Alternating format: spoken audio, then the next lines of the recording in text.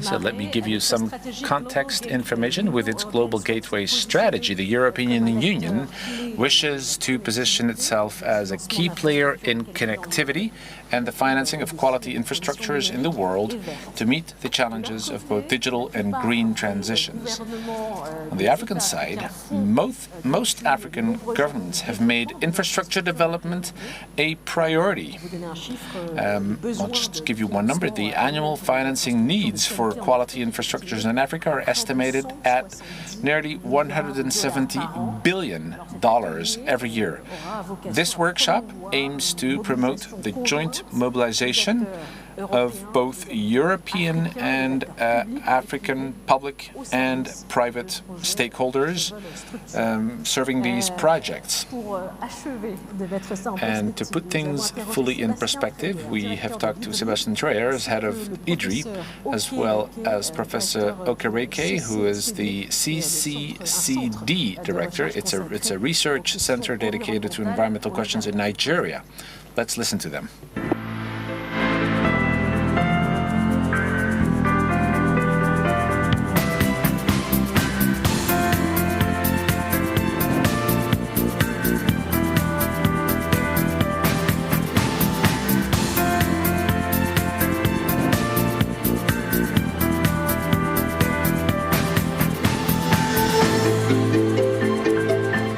L'OCDE chiffre à 170 milliards de dollars d'ici 2025 les besoins pour des investissements dans des infrastructures de qualité en Afrique. Ce qui est important de retenir, c'est que des infrastructures durables ou de qualité, ce n'est pas un surcoût.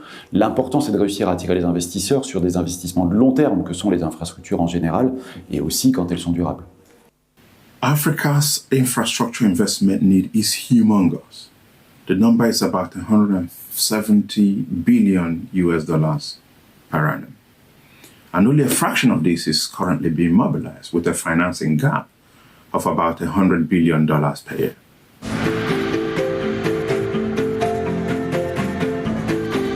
Ce que j'entends des partenaires africains, c'est que les infrastructures sont un élément clé d'une stratégie d'industrialisation du continent pour capturer des emplois et de la valeur sur le continent. Il faut donc que ces infrastructures durables proposées par l'Europe fassent de l'Afrique un acteur industriel clé de l'économie zéro carbone de demain, et par exemple en produisant sur place le ciment vert ou l'acier vert qui est nécessaire à tout ça.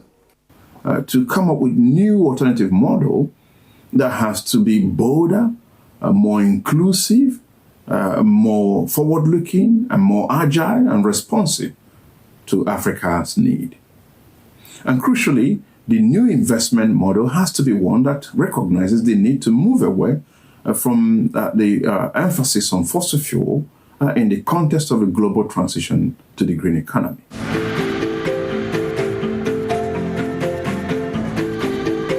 Les exigences de durabilité ou de qualité sont en fait un surcroît de qualité et pas un surcoût. Comment prouver, comment mesurer que l'offre européenne n'est pas plus chère que les autres et qu'au contraire, elle est plutôt un pari sur des impacts à long terme en matière d'industrialisation, de transformation économique et de réduction de la pauvreté? Well, a crucial question for participants really how to fill this huge financing gap in infrastructure investment in Africa. But also crucially how to do that in a way that doesn't just add to macroeconomic growth and more riches for the already rich people, but in a way that actually is more inclusive, or that promotes inclusive green growth for Africa.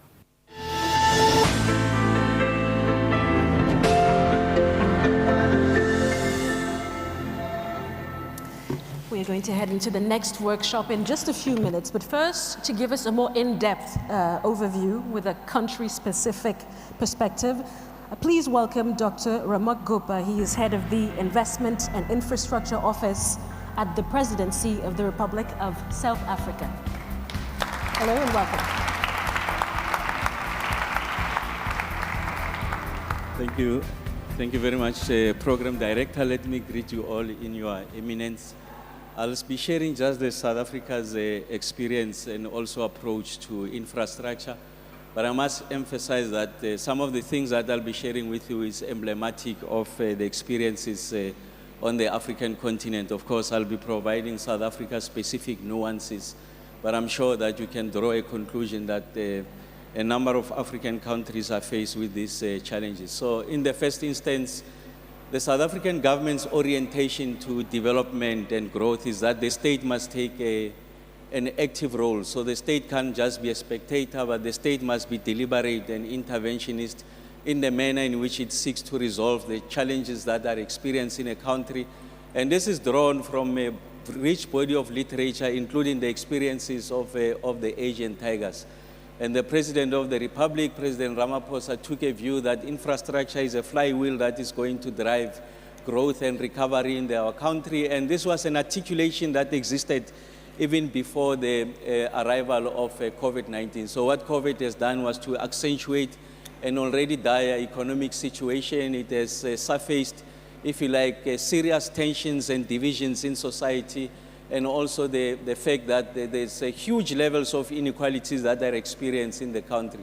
So President Ramaphosa took a view that the apex office in the land, the office of the president, will be the one that is going to champion the recovery effort, and that infrastructure is going to be key in that recovery effort.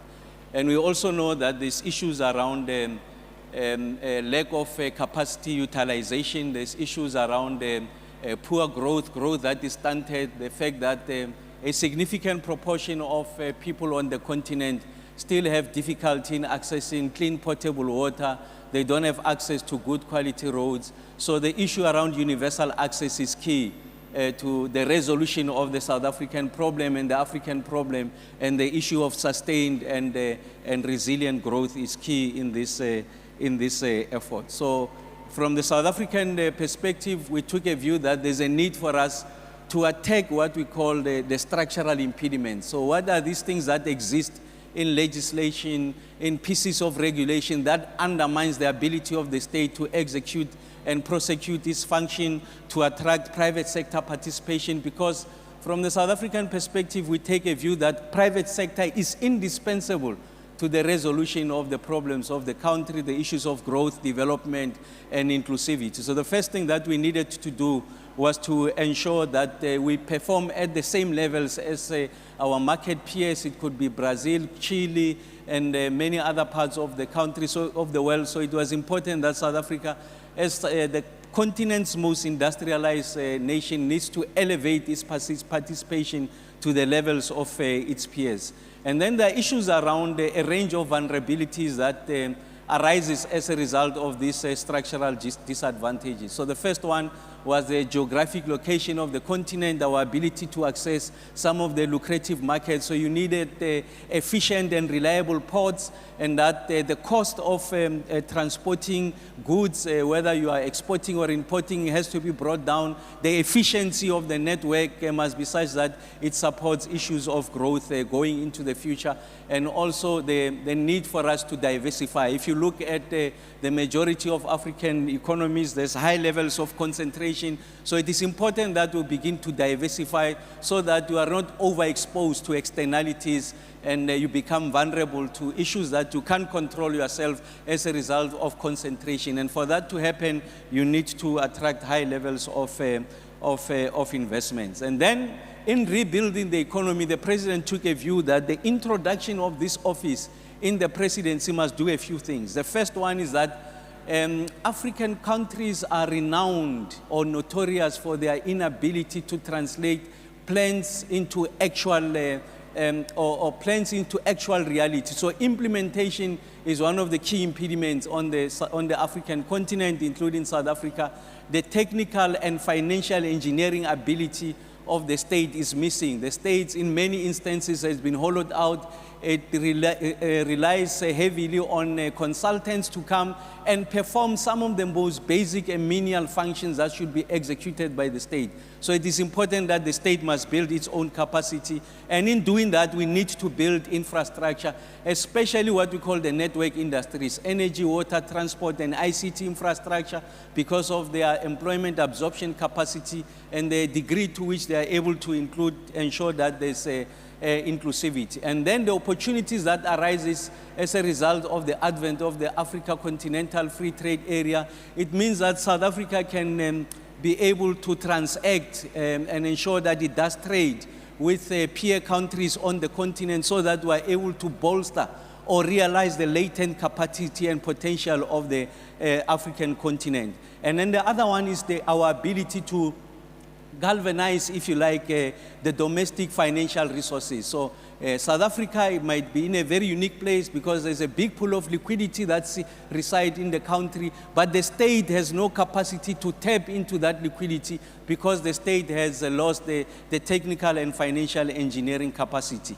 So what are some of the things, just two things that we are doing in conclusion? The first one is that the state must exploit its convening power, and in so doing, in the South African government context, we have created what we call the Infrastructure Fund, which is a blended financing mechanism. Its intention is to de-risk the project and allow for greater private sector participation, if you like, blended financing. And the seed capital for that is about $7 billion that has been injected in that. And in doing that, we are going to be investing a lot of money in project preparation so that we are able to graduate projects that can be funded through the debt capital market so that we don't rely on the fiscus to support our initiative of growth, infrastructure rollout. We need to tap into the big pool of private sector liquidity, and for us to be able to achieve that, we need to package a project in a manner that they appetize the private sector to participate,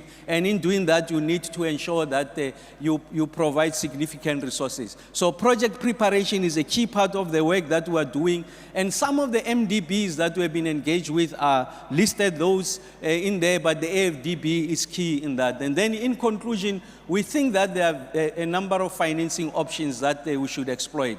Issues around the green bond, the green infrastructure bonds. These are the opportunities that we're exploiting. So the transition from fossil fuels to green and clean technology must also take into account what I call the political economy of renewables. Ensure that you provide universal access to the poor, greater levels of participation, reskilling, and also not just transfer the funds, but also ensure that you transfer the skills, the technology that is required for Africa to realize its potential. So I thought that in a nutshell, I must share with you what has been our experiences, but I can say that the multiplicity of countries on the continent are going through this journey, and working together as countries on the continent, we can succeed in doing this. The state must be an active participant. The state cannot be an observer. The state must determine the terms. The state must lead. Then the private sector will come, and the Europeans will come to work with us, working on our own domestically defined agenda to develop and grow African economies. Thank you very much, Program Director. Thank you so much. And if I may, I commend you on your stellar timekeeping practices. Thank you for these insights. Indeed, many of the issues that you have addressed are faced by the continent as a whole, namely the infrastructure investment gap and the mismatch, sorry, if I may say so, with financial institutions that have available funds. How to facilitate that matchmaking, possibly through synergies between different organizations or through maybe a simplification of eligibility criteria, is the object of our next workshop. And I would now like to welcome our speakers. Dr. Akinwumi Adesina, President of the African Development Bank. Welcome. J'appelle également sur scène Thierry Déhouf, PDG de Meridiam, Valérie Levkov, vice-présidente Afrique. Thank you very much.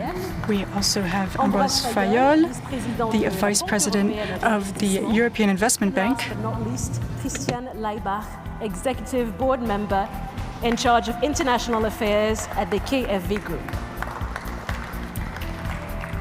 Welcome to you all. Thank you for joining us today. And my first question will be addressed to you, Dr. Adesina. As the head of a regional multinational African institution, what is your contribution to the infrastructure development, and how do you reconcile the fact that you have to be in compliance with international standards and give region-specific solutions. No, thank you very much. First, let me thank my dear friend Rémi Rio for organizing this event. Merci beaucoup, Rémi. C'est toujours un grand plaisir d'être ici avec toi. Je ne peux pas continuer beaucoup en français parce que donc il y a beaucoup de questions un peu compliquées. I could speak in French, but there are many questions that are a bit complicated. I very much appreciated the comments made by the brother from South Africa about the importance of infrastructure. You see, infrastructure is, you stand straight, it's because you have a backbone, right? If you don't have a backbone, you have nothing. You can't do anything. So that's what infrastructure is to economies. And so, and in the case of Africa, the key really is how do we make sure we have consolidated infrastructure that gives us rapid growth, competitiveness, but also allow us to have regional and global value chains that infrastructure support for us to be competitive globally. So for us at the African Development Bank, our raison d'etre is really infrastructure. Building that infrastructure. In the video that you were showing, you were saying the amount of financing for infrastructure. For us, for our estimates, that anything between $68 billion to $108 billion is the financing gap annually that we have to do in infrastructure.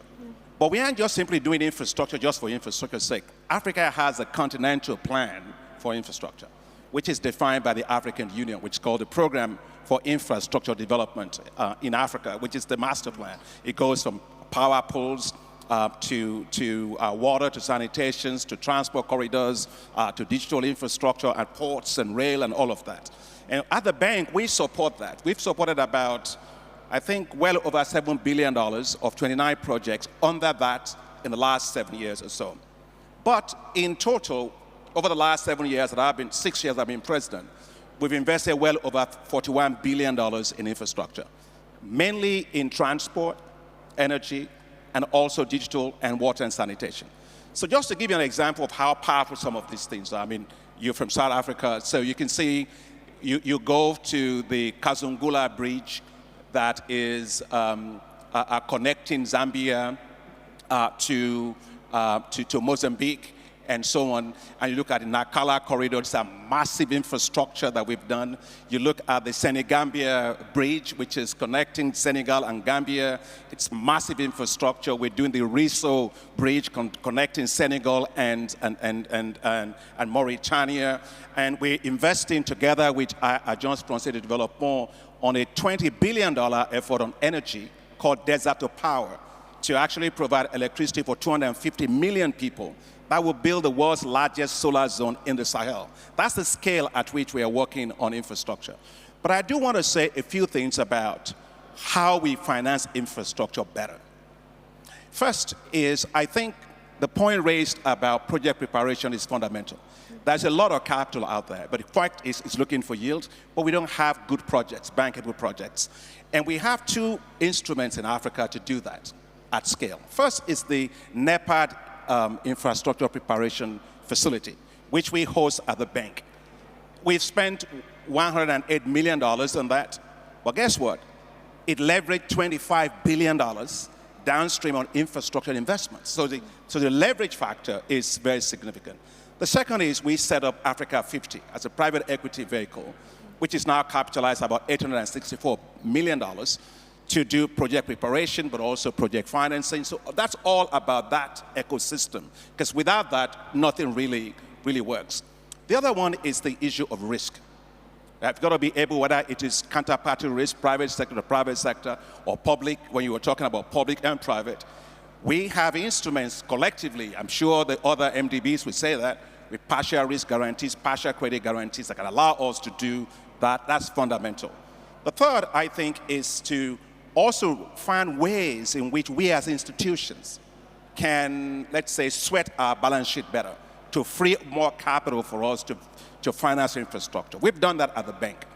We did what we call a room-to-run transaction, where we took some of the non-sovereign infrastructure assets for the bank and we transferred it to private sector, because you were talking about institutional investors. And so it's $1 billion, and it's for the first time that a multilateral development bank actually did that globally, and it worked. The other thing that I want to say about this also is the issue of debt and infrastructure. Today, almost 75% of the debt that you see in Africa is infrastructure-related debt. Countries are trying to get infrastructure. Well, we can understand that.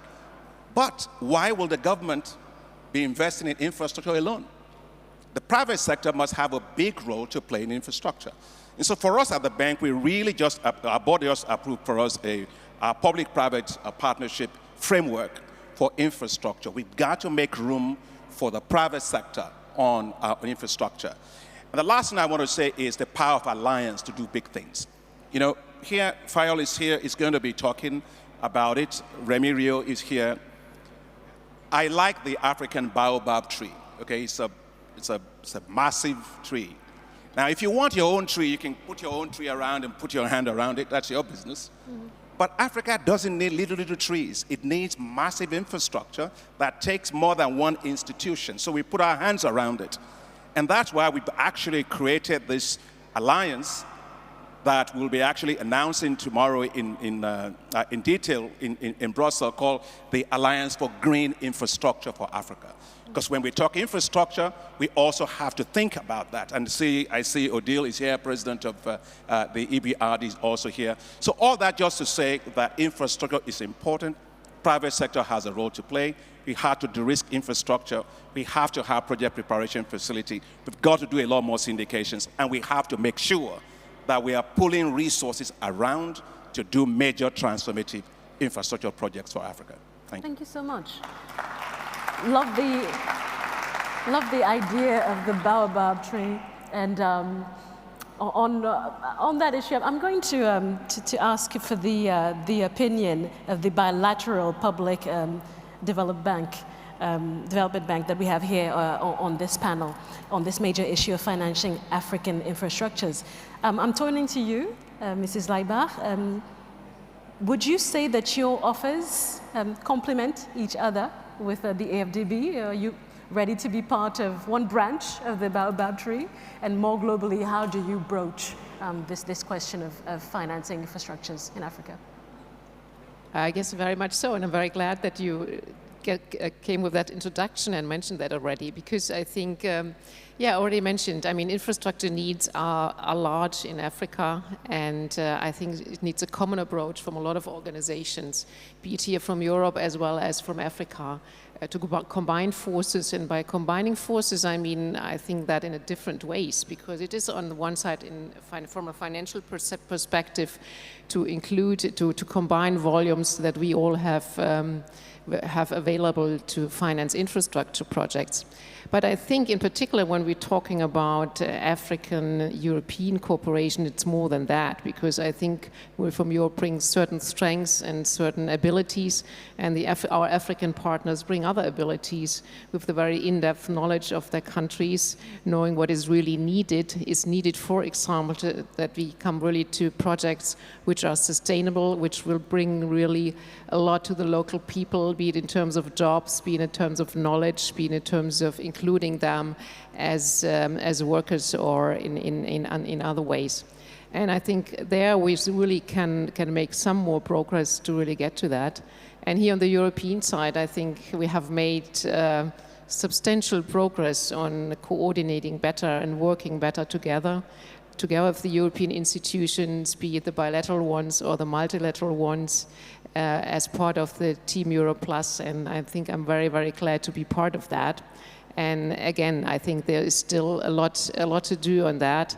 And one part I think very much worthwhile mentioning is as long as we have worked only bilaterally, I think we kind of really made it really very, very complicated for our partners, because we all might have different ideas in terms of things that need to be achieved, in terms of standards, in terms of how we structure projects. So I think we get a much more efficient way of doing infrastructure projects when we combine these forces as well and have a harmonized approach and a harmonized way of going forward to finance infrastructure projects as a team and as a group. Thank you so much. To your point, Dr. Adesina, financing infrastructures in Africa also requires the input of the private sector. So I'm going to turn to the representatives of the private sector here on this panel. Tout d'abord, une question pour vous, Thierry Déo. Quels sont vos besoins chez Meridiam? Comment est-ce que vous travaillez en synergie? What are your needs, and how do you work with donors? Thank you very much for having me to represent the private sector here on stage. En fait, le partenariat, il est valable à tous les niveaux. Partnership is valuable at all levels. We've been investing in Africa for close to 10 years now. About 1.3 billion euros. We've also greatly invested in infrastructure projects specifically. These projects really change people's lives. Partnership is important, and being able to measure our impact is equally important. If the infrastructure that we finance doesn't meet people's needs, if these infrastructures are not essential, if they don't change people's lives, if they don't empower people, then we need to change the way we're doing things. We need to change the way we work with the public and civil society. We need to better communicate with the users of infrastructure. Like I said, today we had about 6 billion in capital, and we need to contribute up to 60% of this. So through the private sector,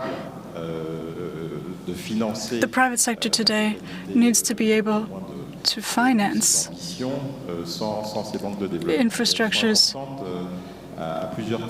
as is fitting, given its ambitions. It's a measure of quality. The ability to design and build sustainable infrastructure is a real measure of quality. We need to take into account environmental factors and social factors. This is complicated, and this can make projects take a long time. This is true, but it's still very useful for sustainability of capital. Banks are long-term investors. They're there for 15 years or 20 years. And so this partnership can be created. These partnerships can be created because we want to work with states and with banks, like I said. We want to concentrate on the long-term impact that we can have in these economies. We want to focus on the impact we can have on Africans' lives. We have to think about the long term. These costs are reasonable and essential over the long term. There's also some risk inherent in these projects. Well, banks are always thinking about what could be done better. To attract private sector investors, and I fundraise around the world for Africa, we always need to fight against the perception of risk when investing in Africa. Many investors think that this is very risky, whether they're European, American, or from somewhere else. We need to show them what the reality is. We need to make use of our capacities to protect against certain risks. Like at the World Bank, they offer some guarantees which are very reassuring to investors. All right, hold that thought. Let's talk about how we can be better supported by international funders. I would like to speak to you now, Valerie Levkov.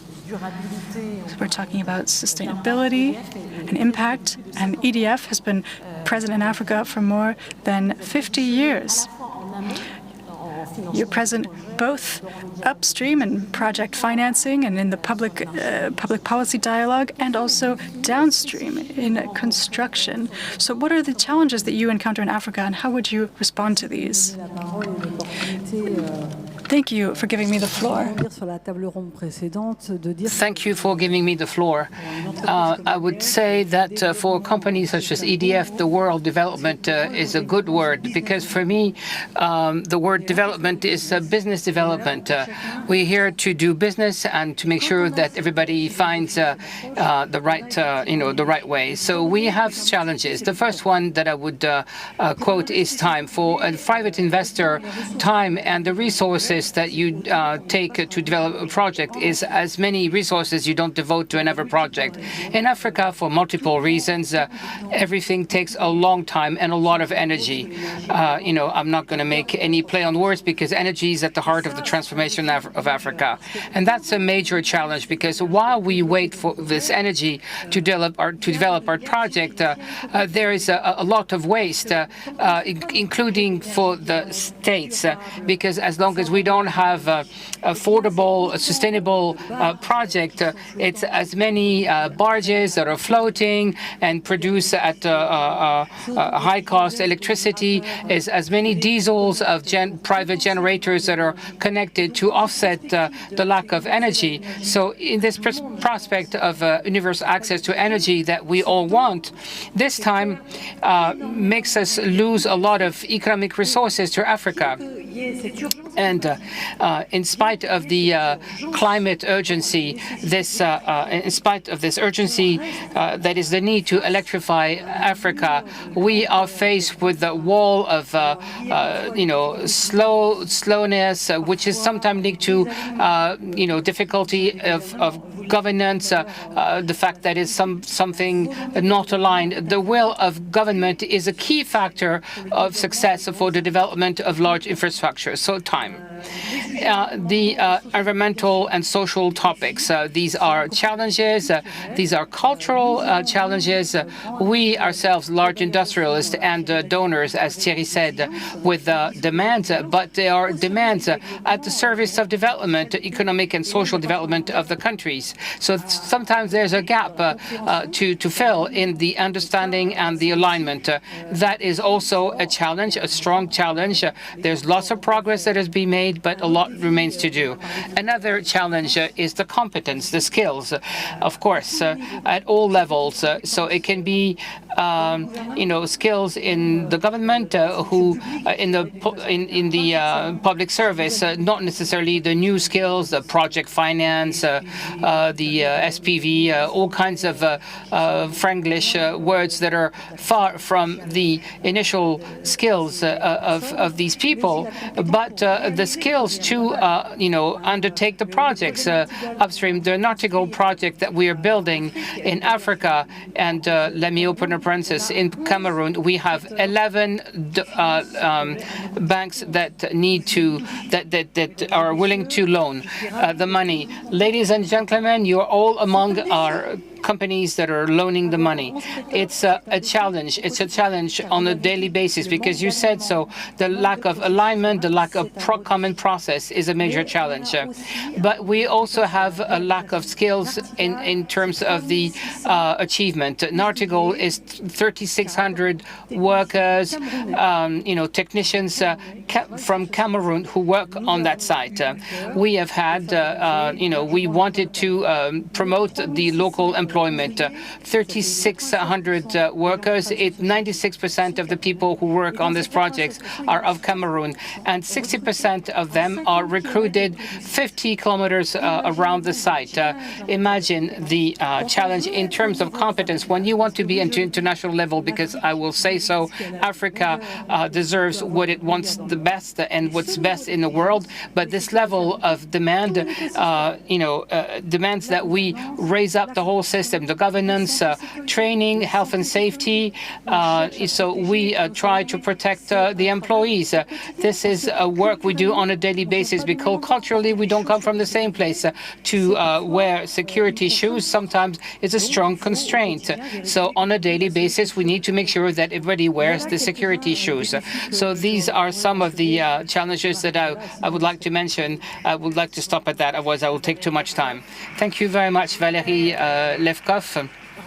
So I'd like to go back to the ecosystem of the financing which exists, which is, we hear it here, is very rich. And I'd like to go to you, Ambroise Frayol, with regards to this wealth. What is the added value of the European offer, and what answer can you bring to another point that was alluded to, which is the harmonization of this offer? So to start with, we never work alone. Not alone as Europeans. We also always work with partners that are partners of large multilateral institutions such as the African Bank or large, promoters of the private sector. We never work alone. But there is a major evolution that Koen reminded us earlier. For 2 years now, it is the Team Europe. And frankly, I've been around for a long time in this world to recognize the progress that we have made.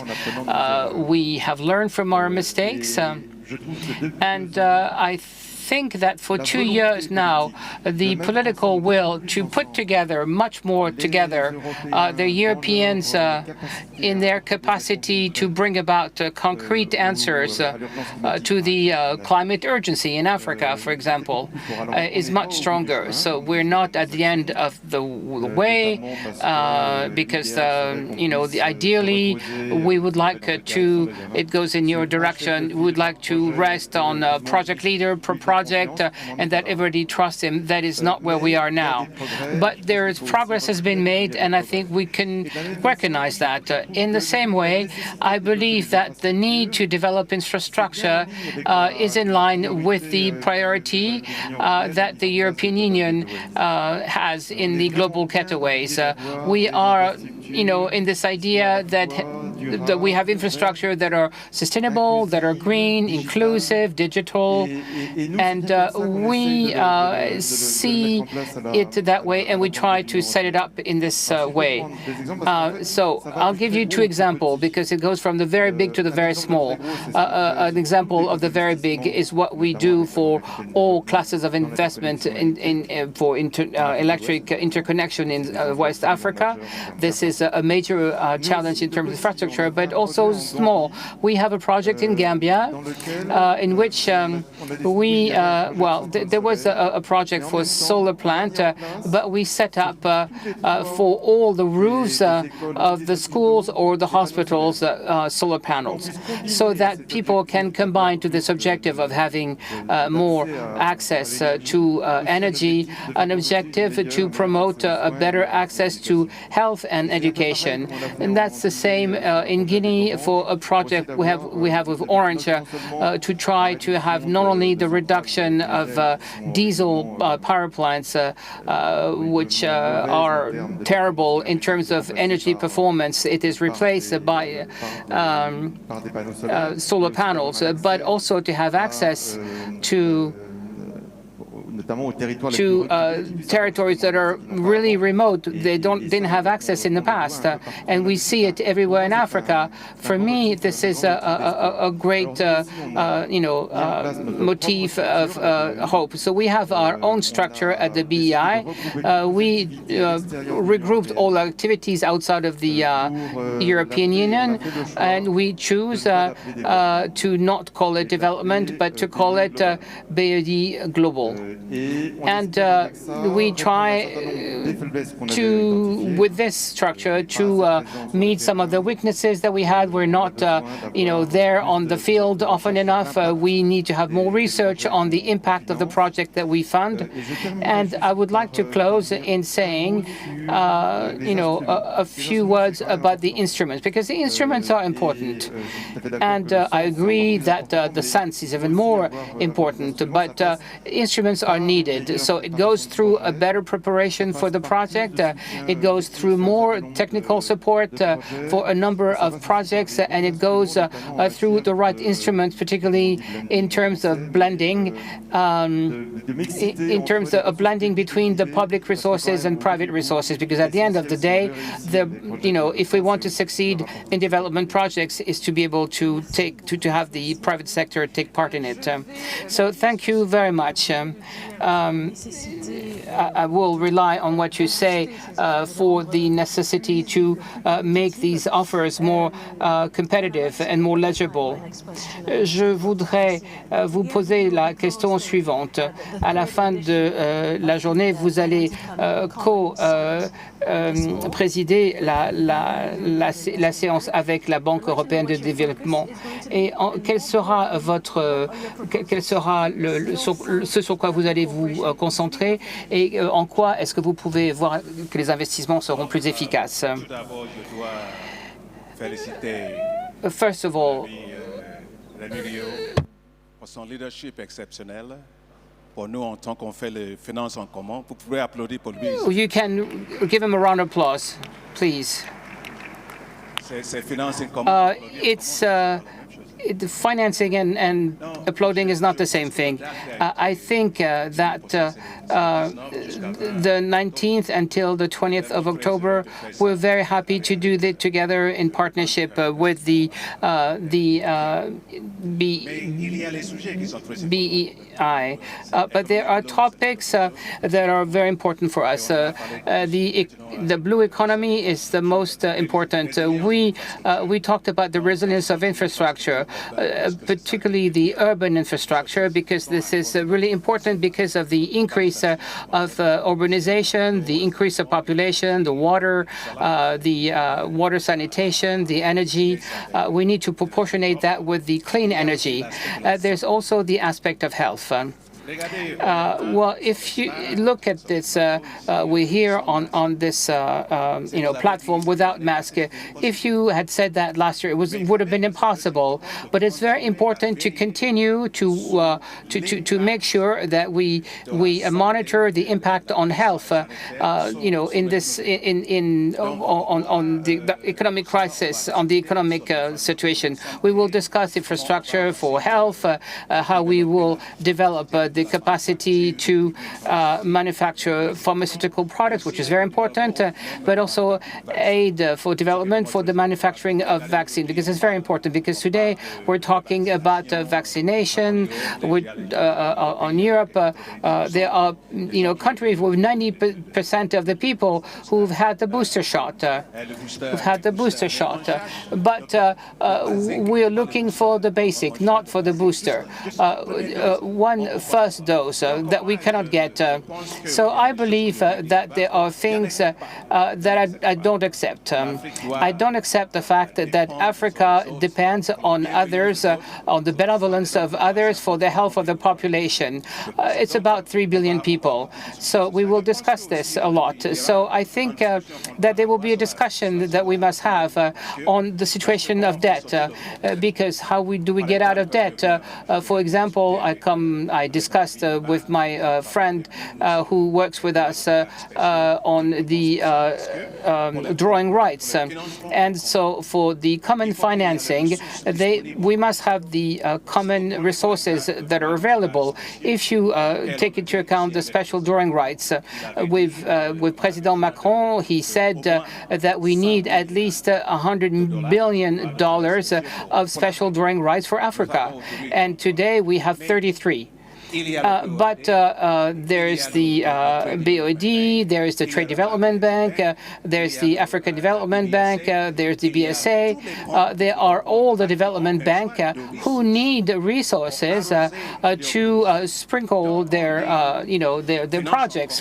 So when we do common financing, we need to have the needed resources to recapitalize this banking system.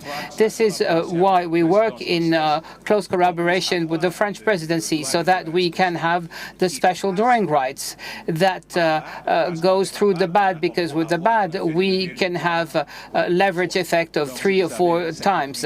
So if you have 50 billion that comes through the BAD, it ends up being 200 billion, added 200 billion for Africa. So we can, we consider that it's very important. I would like to use this platform, this panel, to talk about the reconstitution of the FAD, because it's an instrument which is called the African Fund for Development, which is the concession, like the AIDA for the World Bank. It will be the 16th,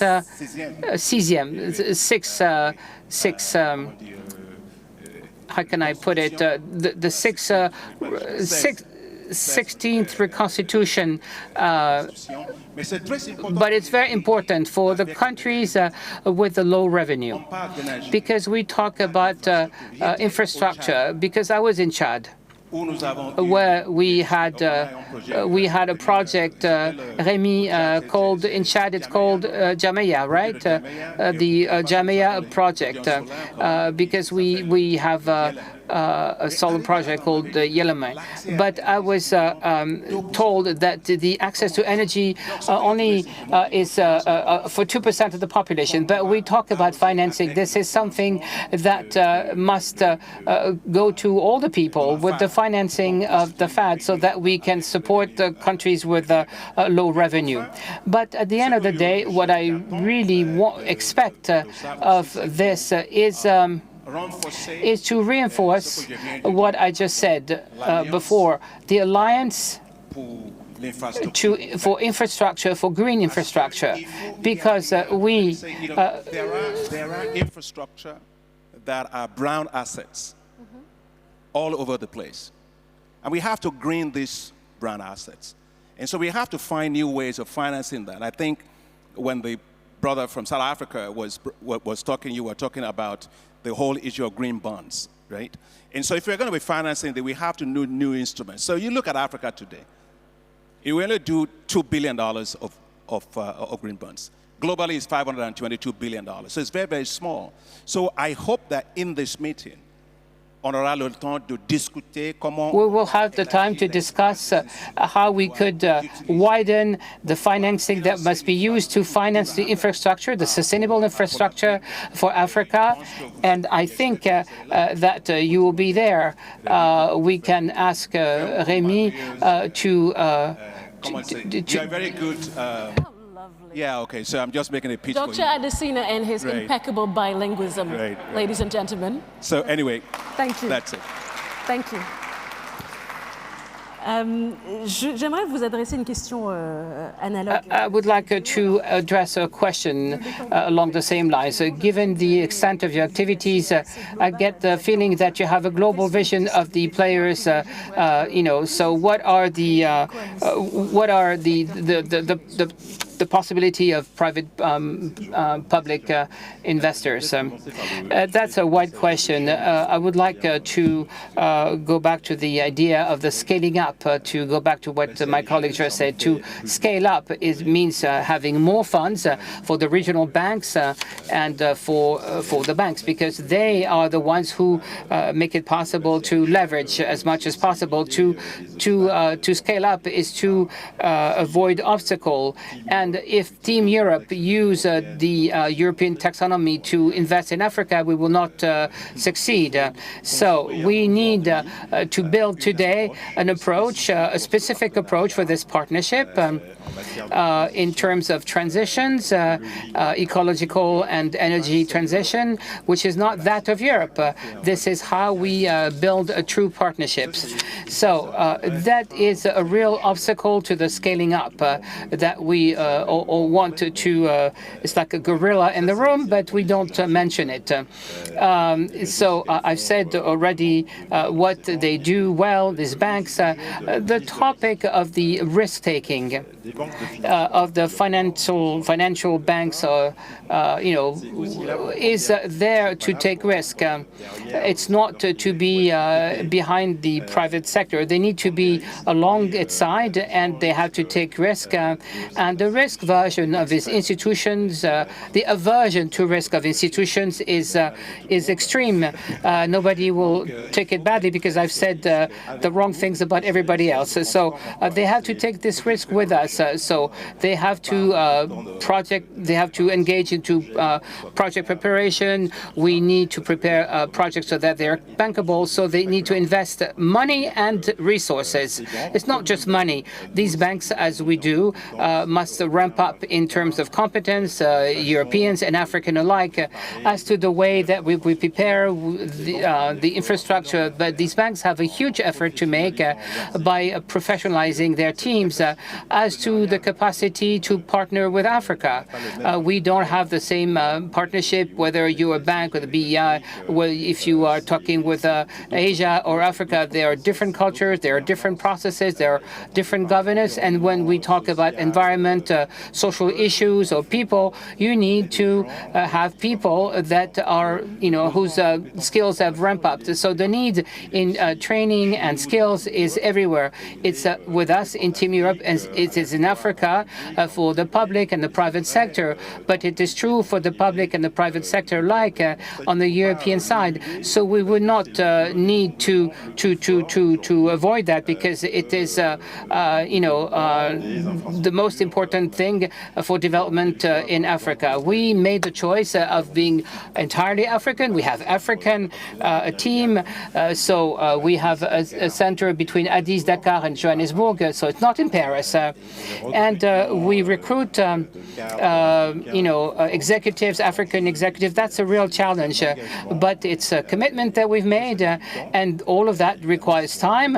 If we were able to find twice as much, we would not invest 6 billion, but 12 billion, because there's not that much difficulty finding money. Is to get this money in the pipeline that is the most difficult. The pipeline is skills, commitments of the states, the banks, and the private players, but all for an ultimate goal, which is to have a real impact on the population.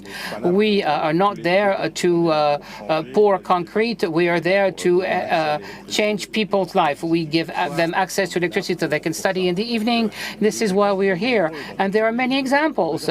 So we cannot say that nothing is done, because I can tell you that in each sector, if I say talk what we do with EDF, with off-grid, thanks to the guarantee of the FDB in Ivory Coast for the electricity, which is decentralized, it's huge. But we could we do 10 times as much, and we will try. If I talk about the solar panel that the European Commissioner visited 2 days ago, which was financed by Propapco. It's solar energy at 4 centimes per kilo. We don't have that in Europe. So it is the concrete things that change people's lives, that change the economy of these countries. That is a commitment that we have to make on our side to make sure that we are lacking resources, we're lacking skills, and it's on both sides. Well, thank you. Let's now move on to another topic. We've been broaching it without really touching it. To you, Mrs. Leifbach, if you agree. What would you say to countries who argue that the European public finance ecosystem is way too complex, that there are too many different standards, that the release of funds is slow, and we may look to other bilateral finances instead? What would you tell them? I would tell them I think they are right. Yeah. Because, we live in a highly complex world, and that we translate into our projects, infrastructure projects around the world and in Africa as well. And so the complexity of the issues we have to deal with nowadays when we do transactions is quite significant. Yeah, it's not only about about numbers, it's not only about viability, it's not only about sustainability, about economically, ecologically, we have compliance issues and so on and so forth. So it is really, really a very complex world. It is for the institutions here in Europe, and it is even more for institutions and the countries in Africa. And I think somebody mentioned just the EU taxonomy. I think it was you.